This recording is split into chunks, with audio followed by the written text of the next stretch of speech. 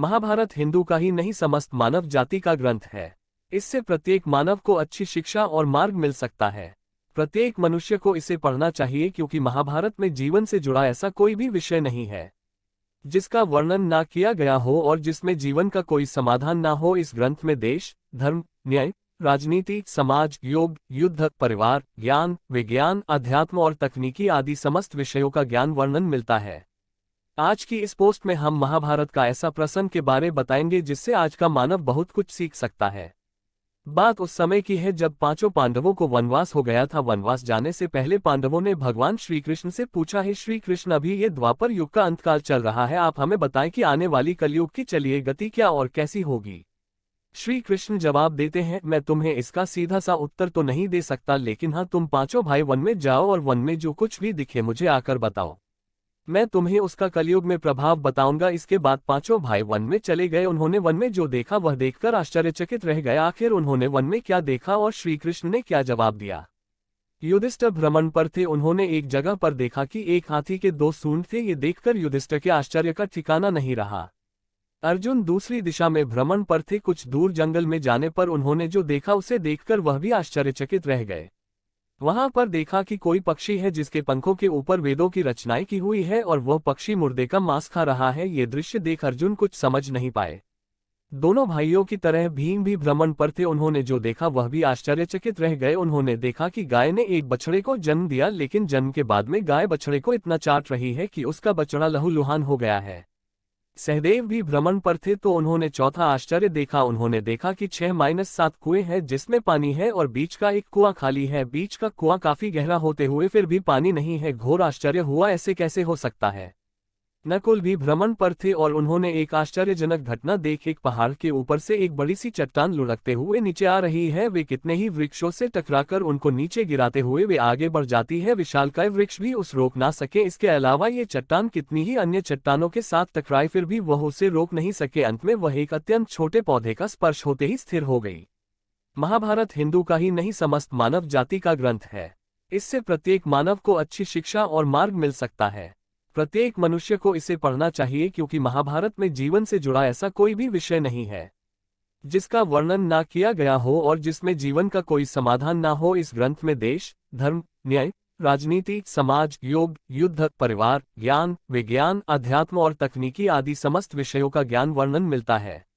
आज की इस पोस्ट में हम महाभारत का ऐसा प्रसंग के बारे बताएंगे जिससे आज का मानव बहुत कुछ सीख सकता है। बात उस समय की है जब पांचों पांडवों को वनवास हो गया था। वनवास जाने से पहले पांडवों ने भगवान श्री कृष्ण से पूछा है, श्री कृष्ण अभी ये द्वापर युग का अंतकाल चल रहा है, आप हमें बताएं कि आने वाली कलयुग की चलिए गति क्या और कैसी होगी। श्री कृष्ण जवाब देते हैं, मैं तुम्हें इसका सीधा सा उत्तर तो नहीं दे सकता, लेकिन हाँ, तुम पांचों भाई वन में जाओ और वन में जो कुछ भी दिखे मुझे आकर बताओ, मैं तुम्हें उसका कलयुग में प्रभाव बताऊंगा। इसके बाद पांचों भाई वन में चले गए। उन्होंने वन में जो देखा वह देखकर आश्चर्यचकित रह गए। आखिर उन्होंने वन में क्या देखा और श्री कृष्ण ने क्या जवाब दिया, ये जानने के लिए श्री कृष्ण के कहे अनुसार पांचों भाई अलग अलग दिशाओं में वन की ओर निकले। युधिष्ठिर भ्रमण पर थे। उन्होंने एक जगह पर देखा कि एक हाथी के दो सूंड थे। ये देखकर युधिष्ठिर के आश्चर्य का ठिकाना नहीं रहा। अर्जुन दूसरी दिशा में भ्रमण पर थे। कुछ दूर जंगल में जाने पर उन्होंने जो देखा उसे देखकर वह भी आश्चर्यचकित रह गए।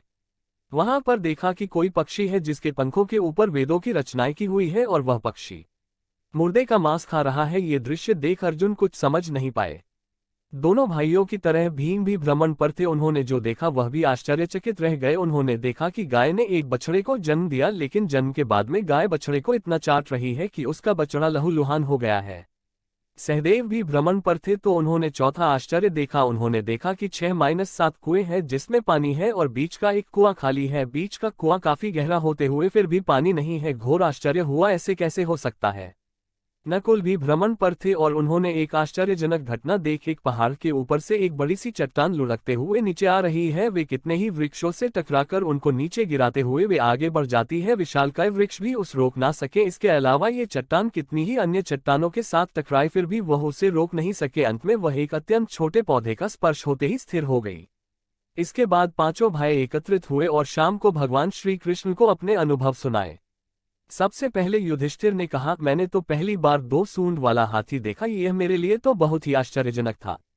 भगवान श्री कृष्ण कहते हैं, धर्मराज अब तुम कलिकाल की सुनो। कलयुग में ऐसे लोगों का राज्य होगा जो दोनों ओर से शोषण करेंगे, बोलेंगे कुछ और करेंगे कुछ और, मन में कुछ और होगा और कर्म कुछ और। ऐसे ही लोगों का कलयुग में राज होगा। तुम कलयुग आने से पहले तक राज्य कर लो। युधिष्ठिर के बाद अर्जुन ने कहा, मैंने जो देखा है वह तो कहीं ज्यादा आश्चर्यजनक था। मैंने देखा कि एक पक्षी के पंखों पर वेदों की रचनाएं लिखी हुई है, पर वह पक्षी मुर्दे का मांस खा रहा है। श्री कृष्ण कहते हैं, कलयुग में ऐसे लोग रहेंगे जो बड़े ज्ञानी कहलाएंगे। वे ज्ञान की चर्चा करेंगे लेकिन उनके आचरण राक्षसी होंगे। वह बड़े पंडित और विद्वान कहलाएंगे किंतु ये देखते रहेंगे कि कौन सा मनुष्य कब मरे और हमारे नाम से संपत्ति कर जाए। हे अर्जुन, संस्था के व्यक्ति विचार करेंगे कौन सा मनुष्य मरे और संस्था हमारे नाम पर हो जाए। हर जाति धर्म पर प्रमुख पदों पर बैठे विचार करेंगे कि कब किसका श्राद्ध हो और कौन कब किस पद से हटे और हम उस पर चढ़ जाए, चाहे कितने भी बड़े लोग हो, परंतु उनकी दृष्टि धन और पद के ऊपर ही रहेगी। ऐसे लोगों की ही बहुतायत होगी। अर्जुन के बाद भीम ने अपना अनुभव सुनाया। भीम ने कहा कि गाय अपने बछड़े को इतना चाटती है कि बछड़ा लहूलुहान हो जाता है। श्री कृष्ण कहते हैं, कलयुग का मनुष्य शिशुपाल हो जाएगा। कलयुग में माओ की बच्चों के लिए ममता इतनी बढ़ जाएगी, उन्हें अपने विकास का अवसर ही नहीं मिलेगा। मोह माया में ही घर बर्बाद हो जाएगा। किसी का बेटा घर छोड़कर साधु बनेगा तो हजारों व्यक्ति दर्शन करेंगे। यदि अपने बेटे ने साधु बनना चाहा तो रोएंगे कि मेरे बेटे का क्या होगा। इतनी ज्यादा ममता होगी कि उसे मोह माया और परिवार में ही बांध कर रखेंगे। उसका जीवन वहीं खत्म हो जाएगा। वास्तव में लड़के तुम्हारे नहीं है, वह तो बहुओं की अमानत है, और लड़कियां जमाइयों की अमानत है, और तुम्हारा ये शरीर मृत्यु की अमानत है। तुम्हारी आत्मा परमात्मा की अमानत है। इसलिए तुम्हारा अपने शाश्वत संबंध को जानना आवश्यक है। भीम के बाद सहदेव ने पूछा कि श्री कृष्ण, मैंने जो देखा, मैंने ये देखा कि 5-7 बड़े कुओं के बीच एक गहरा कुआं बिल्कुल खाली है। जबकि ऐसा संभव कैसे हो सकता है? भगवान श्री कृष्ण ने जवाब में कहा, कलयुग में लड़की के विवाह में, मकान के उत्सव में, छोटे बड़े उत्सवों में तो लाखों रुपए खर्च कर देंगे, परंतु पड़ोस में ही यदि कोई भूखा प्यासा मर रहा होगा तो यह नहीं देखेंगे कि उसका पेट भरा है या नहीं। उनका अपना ही सगा भूख से मर जाएगा, उसे देखते रहेंगे और दूसरी ओर मौज, मदिरा, मांस भक्षक, सुंदरता और जश्न में पैसे उड़ाएंगे, किंतु किसी के 2 आंसू पोंछने में उनकी रुचि ना होगी। कहने का तात्पर्य यह है कि कलयुग में अन्न के भंडार होंगे लेकिन लोग भूख से मरेंगे। सामने बंगले में ऐशो आराम चल रहे होंगे लेकिन पास की झोपड़ी में आदमी भूख से मर जाएगा। एक ही जगह पर असमानता अपने चरम पर होगी। सहदेव के बाद नकुल ने श्री कृष्ण को बताया कि मैंने भी एक आश्चर्य देखा है कि एक बड़ी सी चट्टान पहाड़ पर से लुढ़की, वृक्षों के तने और चट्टानें भी उससे न रोक पाए, किंतु एक छोटे से पौधे के स्पर्श से ही वह बड़ी चट्टान रुक गई। समझ नहीं पाया कैसे।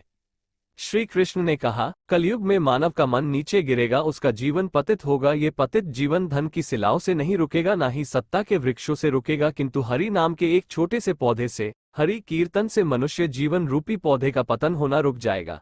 इसलिए भक्तों, हरि भजन